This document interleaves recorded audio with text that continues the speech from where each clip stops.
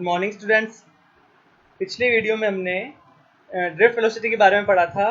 उसी टॉपिक को कंटिन्यू करते हुए उसका यूज़ करते हुए आज हम पढ़ेंगे relation between drift velocity and electric current, और उसके बाद में ओम्स लॉ और रेजिस्टेंस को हम थोड़ा सा डिस्कस करेंगे। So let us start the topic. First of all, जब हमने पिछले टॉपिक में पढ़ा था तो हमने पढ़ा था ड्रिफ्ट वेलोसिटी। उसमें हमने जो फाइनल रिलेशन फाइंड किया था वो था relation between drift velocity and electric potential. तो एक बार आप उसे रिवाइज करने के बाद ही इसे स्टार्ट कीजिएगा। ओके, हम बात करते हैं what is the relation between drift velocity and electric current. इसके लिए हमने क्या किया, let us consider a conductor of length L and area of cross section A। तो हमने क्या किया है, कंडक्टर है जिसके ऊपर हमने क्या किया है, इलेक्ट्रिक पोटेंशियल अप्लाई किया है। और इलेक्ट्रिक पोटेंशियल साथ हमने क्या किया, जो उसकी लेंथ है, लेंथ इज L। जो हमारे पास कंडक्टर है उसकी लेंथ L है और उसका जो एरिया है, एरिया ऑफ क्रॉस सेक्शन है, वो हमारे पास A है। और जब हम क्या करते हैं, इस कंडक्टर के ऊपर इलेक्ट्रिक पोटेंशियल अप्लाई करते हैं, हमने क्या किया, सोर्स ऑफ एनर्जी बैटरी से जोड़ा। तो उसके बाद क्या होगा, जितने हमारे पास इलेक्ट्रॉन्स है तो इलेक्ट्रॉन्स क्या होंगे, हमारा ये कंडक्टर है, कंडक्टर का ये टर्मिनल नेगेटिव होगा और ये जो टर्मिनल होगा ये टर्मिनल पॉजिटिव होगा। तो हमारे जो इलेक्ट्रॉन्स है, इलेक्ट्रॉन हमेशा नेगेटिव से पॉजिटिव मूव करते हैं। इसका मतलब ड्रिफ्ट वेलोसिटी है इलेक्ट्रॉन्स की, तो ड्रिफ्ट वेलोसिटी डायरेक्शन होगी इस तरफ, कंडक्टर के पी एंड से क्यू एंड की तरफ। ओके, तो हम बात करते हैं जो इलेक्ट्रॉन्स है, इलेक्ट्रॉन्स क्या होंगे, इस पोटेंशियल डिफरेंस के कारण यहाँ से यहाँ तक पॉइंट पी से पॉइंट क्यू तक मूव करेंगे। तो जो इलेक्ट्रॉन यहाँ पॉइंट पी से शुरू हुआ है उसको पॉइंट क्यू तक आने में कितना टाइम लगेगा। So first of all we calculate time taken by electrons to move from P to Q. ठीक है, हम जानते हैं time is distance upon velocity. तो इलेक्ट्रॉन्स जो डिस्टेंस कवर करेंगे वो कितना होगा, length of the conductor, distance हमारे पास रहेगा L। और जो इलेक्ट्रॉन्स हैं उनकी वेलोसिटी कितनी होगी, ड्रिफ्ट वेलोसिटी कैलकुलेट होगी। तो time taken by electrons to move from P to Q will be T is equal to L divided by drift velocity if electron density is small n। Electron density का मतलब ये है the number of electrons situated at per unit volume। जो हमारे पास जो total conductor है उसकी यूनिट वॉल्यूम में कितने इलेक्ट्रॉन्स है, अगर वो नंबर कितना है, small n, electron density is small n, then the amount of flow of electric charge. तो इस केस में हमारे पास कितना चार्ज यहाँ से यहाँ तक फ्लो होगा। तो हम क्या कहेंगे, हम जानते हैं charge is total number of electron multiply by charge of one electron. Total कितने इलेक्ट्रॉन यहाँ से यहाँ तक मूव है, और एक चार्ज के इलेक्ट्रॉन जानते हैं charge of electron is E, that is 1.6 into 10⁻⁻19 coulomb.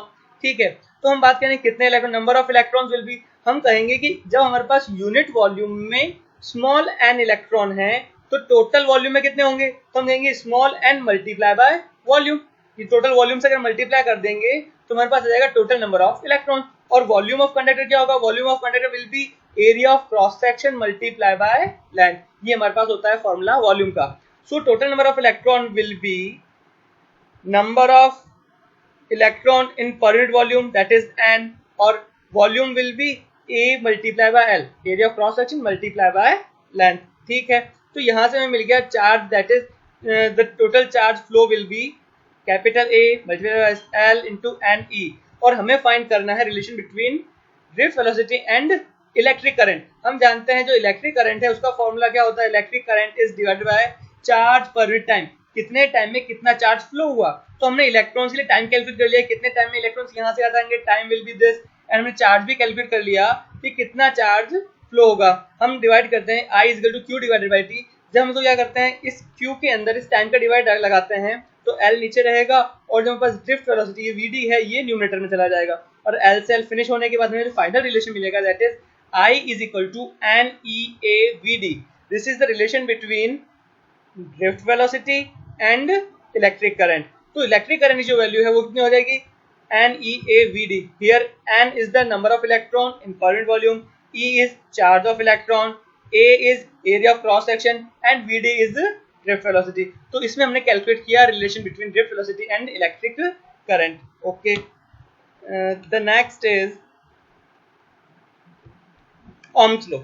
Ohm's law वैसे हम 10th क्लास में पढ़ चुके हैं, अभी हम इसको डीप में पढ़ेंगे, लेकिन एक बार वही स्टेटमेंट रिवाइज करते हैं। What is the statement of Ohm's law, if the physical conditions of a conductor remains same physical conditions का मतलब हम कहते हैं अगर किसी कंडक्टर की हम लेंथ चेंज नहीं करते हैं, उसका एरिया ऑफ क्रॉस सेक्शन जो उसकी विड्थ है, मोटाई, उसको हम क्या करते हैं, उसको चेंज नहीं करते हैं, और साथ में टेम्परेचर है, तो इन सब जो फिजिकल कंडीशंस है इन सबको क्या करते हैं हम कांस्टेंट रखते हैं।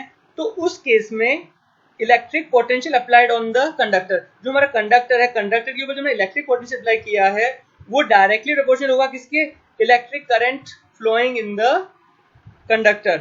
इसका मतलब जब किसी भी कंडक्टर की फिजिकल कंडीशंस कांस्टेंट रहती है उस केस में हम कहेंगे V is directly proportional to I। V is electric potential, I is electric current, so electric potential is directly proportional to electric current. जब ये प्रोपोर्शनल कांस्टेंट का सिंबल हटाएगा तो हम V is equal to R I।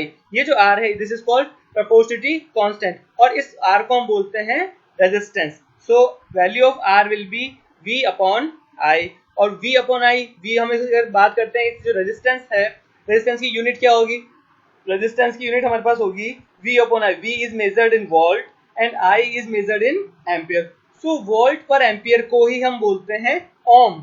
तो resistance की जो unit है दैट विल बी ओम, और इसी कारण इसका जो हमारे पास स्टेटमेंट इसीलिए हम बोलते हैं ओम्स लॉ, ठीक है। और जब हम क्या करते हैं रिलेशन, अगर हम क्या करते हैं पोटेंशियल डिफरेंस और I, V करंट जो है V और I जो हम ग्राफ बनाते हैं, इन दैट केस जो क्या होगा हमारे पास जो ग्राफ आएगा that will be straight line. इसका मतलब जो भी हमारे पास हमारा जो भी क्वांटिटीज हमारे पास क्या ये स्ट्रेट लाइन आ रही है ग्राफ, इसका मतलब हमारे पास ये जो डिवाइस होगी कौन सी होगी, ये ओम्स लॉ को फॉलो करती है। जो क्या हो रही है इसमें हमारे पास V और I में रिलेशन कैसा आ रहा है, स्ट्रेट लाइन आ रहा है, ठीक है। हमारा नेक्स्ट टॉपिक है रेजिस्टेंस एंड रेजिस्टिविटी। तो अभी हमने रेजिस्टेंस को समझा कि रेजिस्टेंस क्या होगा, resistance is V upon I।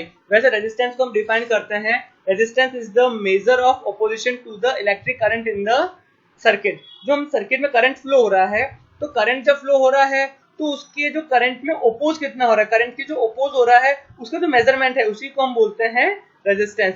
और साथ ही अगर हम बात करते हैं resistivity, resistivity is the property of material. अब हम इसका थोड़ा सा एक्सप्रेशन फाइंड करते हैं कि इसको फॉर्मूला क्या होगा। हमने लास्ट लेक्चर में हमें पढ़ा था relation between drift velocity and electric potential. तो हमारे पास वो जो रिलेशन आया था वो हमारे पास था Vd is equal to E torque divided by M multiply by V upon L। यहाँ पर E था चार्ज ऑफ इलेक्ट्रॉन, टॉर्क था relaxation time, mass M is the mass of electron, V is the potential difference and L is the length of the conductor. तो ये हमने relation last lecture में calculate किया था, relation between drift velocity and electric potential. और आज ही हमने जब लास्ट अभी मैंने फर्स्ट टॉपिक पढ़ा था relation between drift velocity and electric current, तो उसमें हमारे पास आया था करंट जो हमारे पास आता है वो हमारे पास होता है I is equal to NEA VD। अगर हम क्या करते हैं इस इक्वेशन से VD को कैलकुलेट करते हैं तो VD क्या हो जाएगा I अपॉन NEA, ये जो NEA है ये शिफ्ट हो जाएगा तो VD is equal to I upon NEA। तो इक्वेशन फर्स्ट और सेकंड जो है दोनों हमारे पास कंडक्टर के लिए ड्रिफ्ट वेलोसिटी का एक्सप्रेशन है। तो दोनों को जब हम कंपेयर करते हैं from equation first and second, तो हमारे पास आंसर आएगा E torque divided by M into V upon L। ये जो हमारे पास इक्वेशन फर्स्ट का एक्सप्रेशन है राइट हैंड साइड, ये इक्वल हो जाएगा इक्वेशन सेकंड के राइट हैंड साइड के इसका मतलब E torque V divided by ML will be equal to I upon NEA, ठीक है। यहाँ से जब हम इसको शिफ्ट करते हैं, हमने क्या किया जो पोटेंशियल डिफरेंस है इसको हमने लेफ्ट हैंड साइड में रखा और बाकी सारी क्वांटिटीज को शिफ्ट किया, तो I ये रहा I, और जो M इंटू L है इसको हमने क्या किया यहाँ से न्यूमरेटर में शिफ्ट कर दिया MLI, और ये E टॉर्क को डिनोमिनेटर शिफ्ट कर दिया E torque upon E torque ANE, ठीक है। इसमें थोड़ा सा हम क्या करते हैं, थोड़ा सा अरेंज करते हैं, तो हमें ये मिलेगा V is equal to MLI divided by NE square torque A। हमने इसको इस तरह से अरेंज किया कि हमारे पास क्या आ जाएगा, हमने V है, L is the length of conductor, ये लेंथ ऑफ कंडक्टर हम चेंज कर सकते हैं, ठीक है। A जो है हमारे पास होगा एरिया क्रॉस सेक्शन, बिल्कुल चेंज हो सकता है। I हम करंट फ्लो करा रहे हैं, ठीक है। लेकिन ये जो हमारे पास ये जो फंक्शन है M upon NE square torque, ये जो हमारे पास है इसके अंदर क्या है मास ऑफ इलेक्ट्रॉन, जिसको हम चेंज नहीं कर सकते।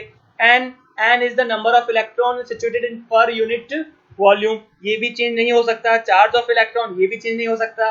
और टॉर्क जो है, टॉर्क हमारे पास रिलैक्सेशन टाइम, ये भी मटेरियल की प्रॉपर्टी है। इसका मतलब ये जो पूरा फैक्टर है, ये पूरा फैक्टर डिपेंड करता है मटेरियल के ऊपर। जो एक मटेरियल के लिए चेंज नहीं होगा। मटेरियल चेंज करेंगे तो ये सारी वैल्यूज चेंज हो सकती है, क्योंकि टॉर्क चेंज हो सकता है, रिलेक्सेशन टाइम चेंज होता है, लेकिन एक मटेरियल के लिए m upon N E square torque ये चेंज नहीं होता है, ये कंप्लीटली डिपेंड करता है मटेरियल के ऊपर। तो हमने क्या किया, फॉर अ स्पेसिफिक मटेरियल हमने इसको कांस्टेंट मान लिया, that is v is equal to row.